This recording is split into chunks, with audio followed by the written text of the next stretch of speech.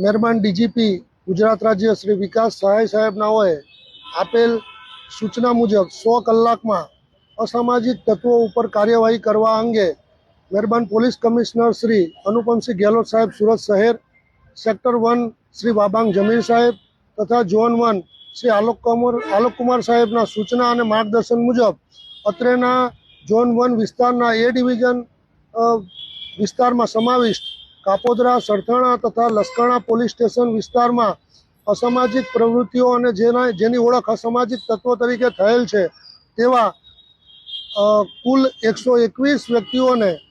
પોસ્ટે બોલાવી અને તેમાં પણ ખાસ કરીને મિલકત સંબંધી અને શરીર સંબંધી ગુનાઓના આરોપીઓની એક ઓળખ પડેલ અને ઇન્ટ્રોગેશનની કામગીરી કરવામાં આવેલ અને તેઓને સૂચના આપવામાં આવેલ છે કે તમે જે પણ કોઈ કાર્ય કરી રહ્યા છો એમાં કોઈ પણ પ્રકારનું ગેરકાયદેસર કૃત્ય કરશો તો તમારા વિરુદ્ધ નિયમો અનુસાર અને કાયદાકીય રીતે કડકમાં કડક પગલાં લેવામાં આવશે અને કાયદાકીય સખત કાર્યવાહી કરવામાં આવશે। ઉપરોક્ત જે ઓળખ પરેડ અને ઇન્ટ્રોગેશન પરેડ રાખવામાં આવેલ, જેની અંદર અગાઉ પાસા અને તડીપાર ભોગવી ચૂકેલા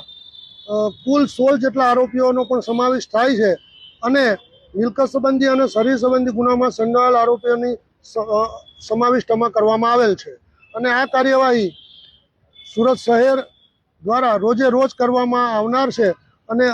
અસામાજિક પ્રવૃત્તિ ઘટાડવા માટે મહેરબાન ડીજીપી સાહેબનાઓ દ્વારા જે સૂચના આપવામાં આવેલ છે તેનું કડકમાં કડક પાલન કરવામાં આવી રહેલ છે।